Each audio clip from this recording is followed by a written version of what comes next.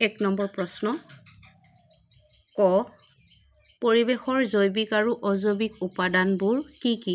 উত্তৰ পৰিৱেশৰ জৈৱিক উপাদানবোৰ হ'ল উদ্ভিদ, প্ৰাণী, চৰাই-চিৰিকটি, কীট-পতংগ আৰু অণুজীৱ আদি আৰু অজৈৱিক উপাদানবোৰ হ'ল বায়ু, মাটি, পানী, সূৰ্যৰ পোহৰ আদি।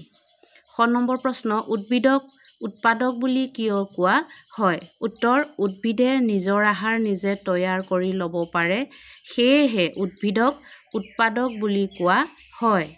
গ নম্বৰ প্ৰশ্ন উপভোক্তা কেই প্ৰকাৰৰ আৰু কি কি?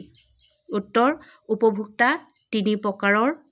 1 প্ৰাথমিক উপভোক্তা, 2 দ্বিতীয় শ্ৰেণীৰ উপভোক্তা, 3 তৃতীয় শ্ৰেণীৰ উপভোক্তা।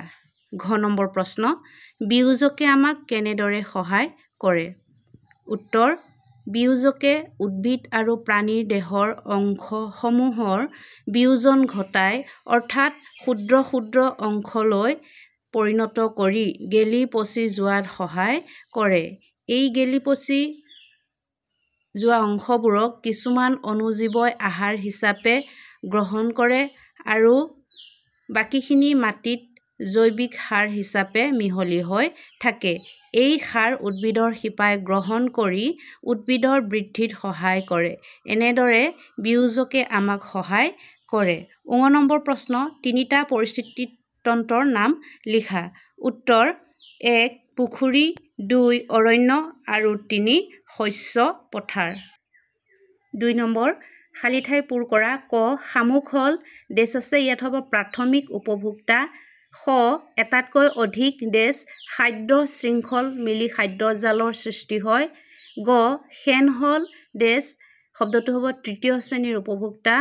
ঘ খাদ্যজালত এটাতকৈ অধিক খাদ্য শৃংখল থাকে।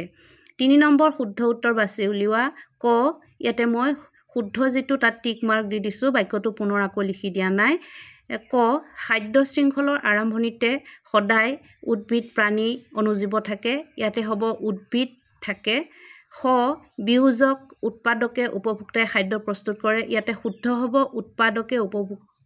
উৎপাদকে খাদ্য প্ৰস্তুত কৰে। গ উৎপাদকে বিয়োজকে উপভোক্তাই মৃতদেহ গেলি পচি যোৱাত সহায় কৰে, ইয়াতে শুদ্ধ বাক্যটো হ'ব বিয়োজকে মৃতদেহ গেলি পচি যোৱাত সহায় কৰে। খাদ্য শৃংখল কি? উদাহৰণৰ সৈতে বুজাই লিখা। উত্তৰ প্ৰাণীবোৰে খাদ্যৰ বাবে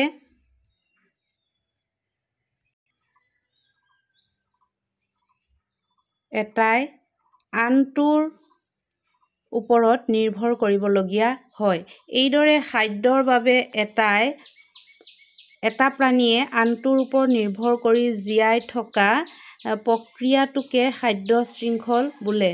উদাহৰণস্বৰূপে ঘাঁহক ফৰিঙে খায়, ফৰিঙক ভেকুলীয়ে খায়, ভেকুলীক সাপে খায় আৰু সাপক শেন চৰাইয়ে খায়।